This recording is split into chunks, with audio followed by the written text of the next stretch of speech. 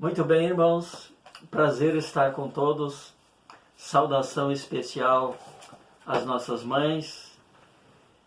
Eu pensei para a meditação dessa noite estarmos envolvidos um pouco no que aconteceu naquele dia em que Jesus, seus discípulos e a sua mãe estiveram participando de um casamento lá em Canaã da Galileia.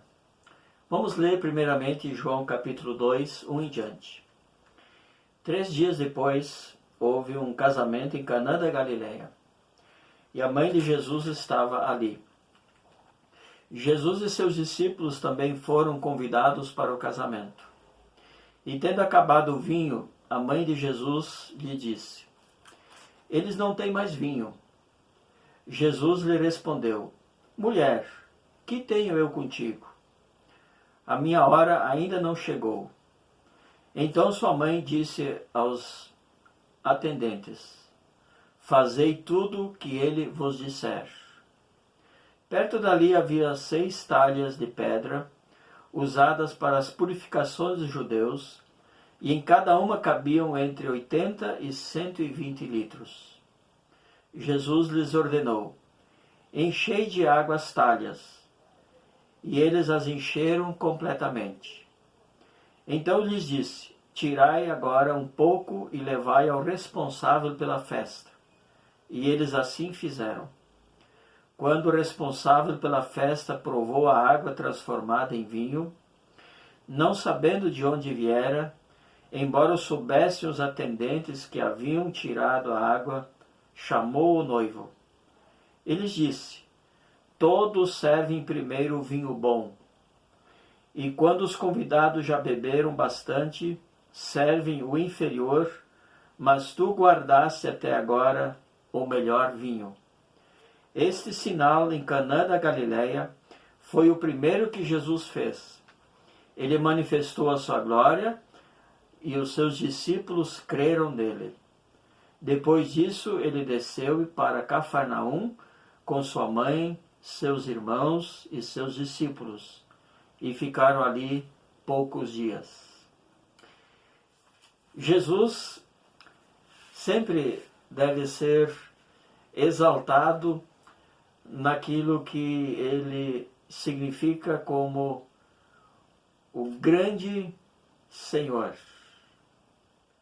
o Rei dos Reis, o grande Salvador. Todos os temas cristológicos são relevantes. Através deste sinal, o primeiro, conforme João nos compartilha, Jesus, com certeza, é representado por esse vinho novo, porque ele traz a nova aliança. Ele não faz com que simplesmente aconteça a continuação do Israel do Antigo Testamento, mas ele cria um novo Israel, inclusive onde todos os que creem em Jesus Cristo fazem parte do novo Israel. Isso então simbolizado pelo vinho novo.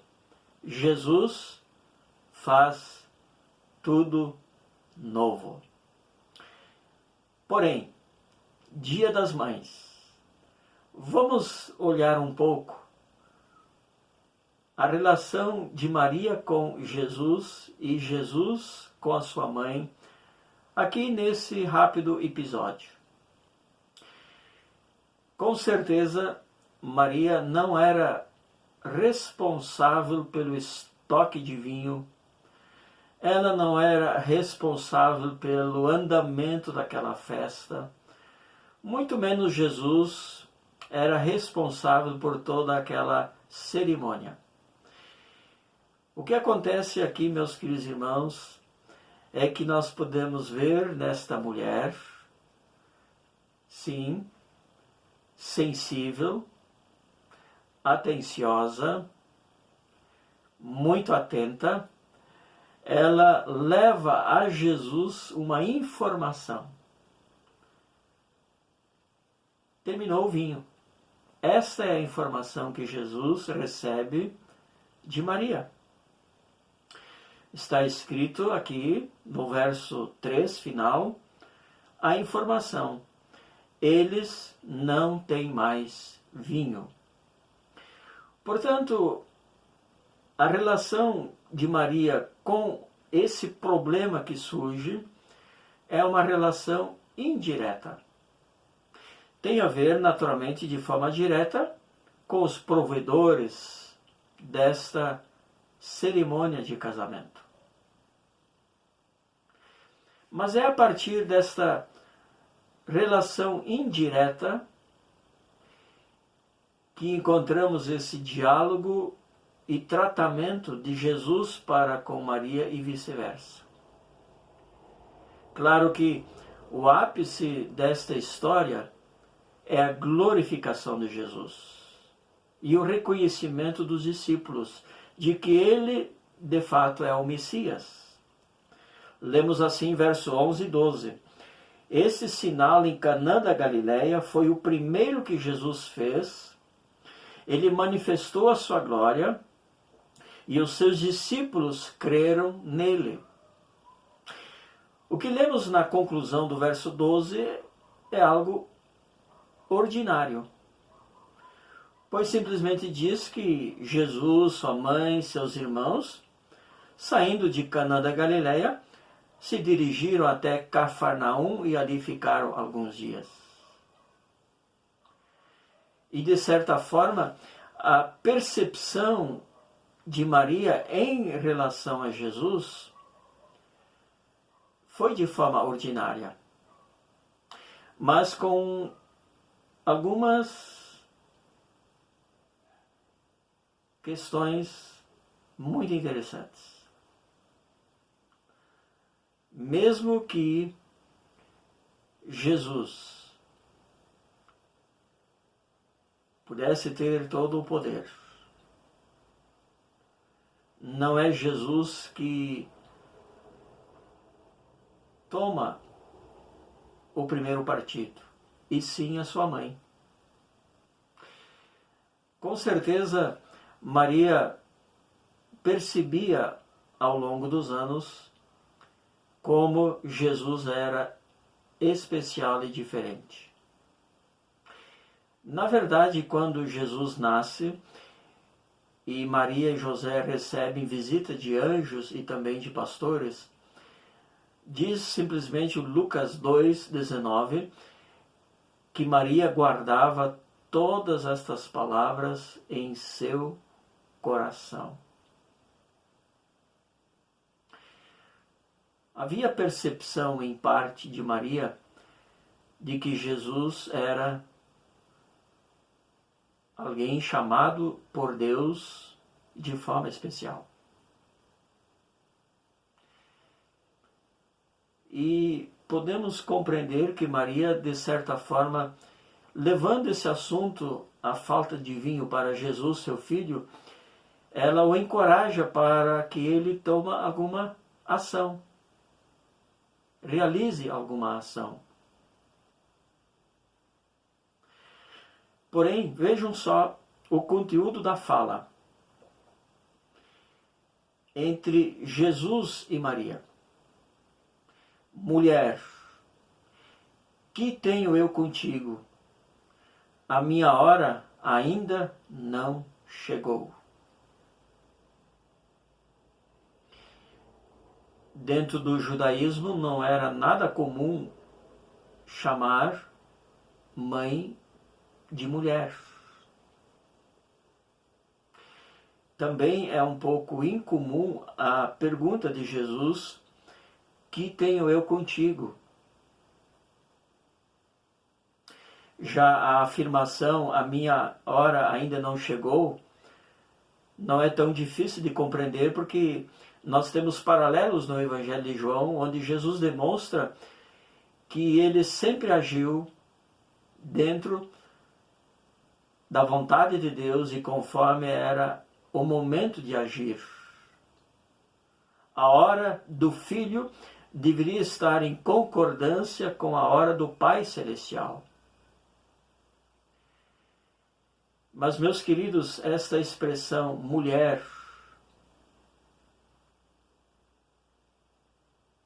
juntamente com a pergunta que tenho eu contigo, aponta que, embora até aqui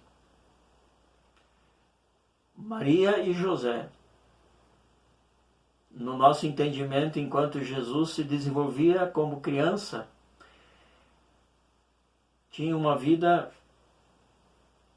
normal, cotidiana, natural com o seu filho Jesus.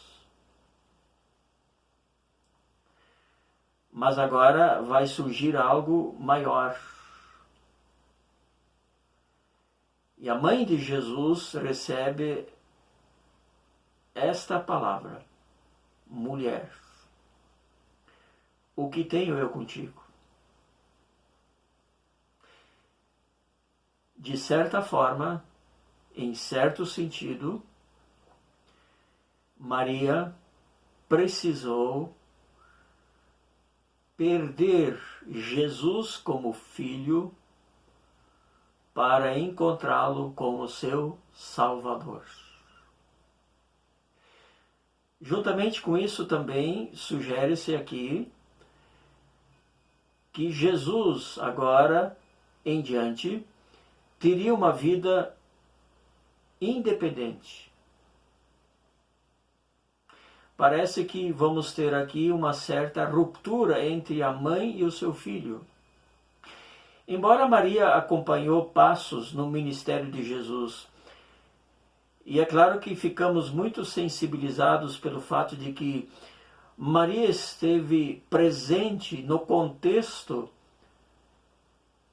da crucificação de Jesus. Jesus entrega Maria aos cuidados de João.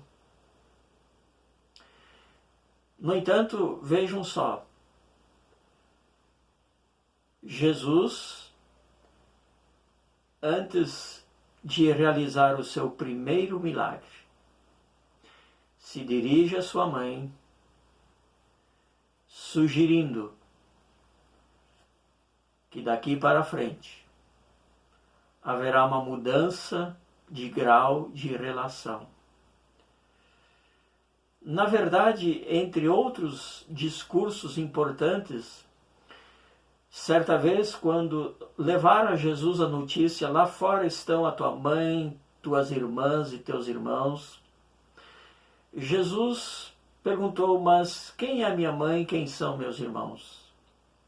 E apontando para todos os discípulos, ele disse: aqui estão minha mãe, meus irmãos, pois todos que fizerem a vontade do meu Pai Celestial são meus irmãos. Nesse momento que estamos pensando no Dia das Mães, no nosso contexto estamos falando das mães convertidas, cristãs, discípulas de Jesus. Vejam que grande aplicação. Jesus partiu de uma observação, de uma atenção, de uma manifestação em particular da sua sensível, cuidadosa e amorosa mãe, para realizar algo muito grande. Amadas irmãs, como são importantes todos os gestos ordinários, diários, costumeiros de cada uma das irmãs. Mas que todas estas coisas que fazem parte da vida de vocês, consagradas a Deus, de forma que nós não podemos entender, Deus transforma em grandes resultados. Vou mais uma vez frisar: aquilo que as irmãs fazem com tanta competência, amor, carinho e atenção, dia após dia, meses após meses, anos após anos, como queridas mães dos lares que vocês cuidam. As coisas que vocês fazem podem se tornar em grandes resultados. Ouçamos a seguinte história. Um filho de 4 a 5 anos, mais uma vez foi exortado pela sua mãe para que cuidasse da sua roupa nova, bonita, limpa. Mas esse filho, em certo momento, se esquece disso e ele vai brincar com seus amigos. E quando ele volta para sua casa, ele está com a sua roupa suja, um pouco rasgada. É claro que a mãe, ela ficou frustrada diante do filho que estava com as roupas bem diferentes do que ela queria. Muito bem, à noite, quando o filho foi se deitar, um pouquinho antes de adormecer, o filho fez uma oração. E a mãe, muito sensível, percebeu, mesmo que estivesse do lado de fora do quarto, pois a porta estava fechada, ela ouviu a oração do seu filho. E o filho orava assim: Querido Pai Celestial, eu sujei as roupas que a minha mãe disse que eu não deveria sujá-las. Rasguei, inclusive, uma das peças. Estou triste. Eu gostaria que o Senhor me perdoasse. Mas, Pai Celestial, o Senhor pode fazer com que amanhã cedo a minha roupa esteja limpa, arrumadinha. E olhou para aquela roupa que estava no chão e adormeceu. Passado um pouquinho de tempo, a mãe entrou no quarto, pegou a roupa, lavou-a, costurou, deixou bonitinha aquela roupa, colocou de volta no quarto do seu filho. Pois bem, no outro dia o filho ficou surpreso com a resposta de Deus. Não é de se estranhar que anos depois, esta mãe querida, atenciosa e perdoadora via seu filho saindo de casa, rumando para a obra missionária. Minhas irmãs, só Deus sabe quão preciosas são as obras que vocês realizam. Primeiramente no contexto da vida familiar, na igreja, diferentes ministérios, diferentes oportunidades, o exemplo das irmãs. Assim, eu gostaria que essa história de Maria com Jesus fosse uma inspiração para todos nós. Maria observou e percebeu um problema. E Jesus, na sequência, fez o que é impossível aos homens. E assim o Senhor se manifestou em glória, mas não sem a perspicácia daquela mulher.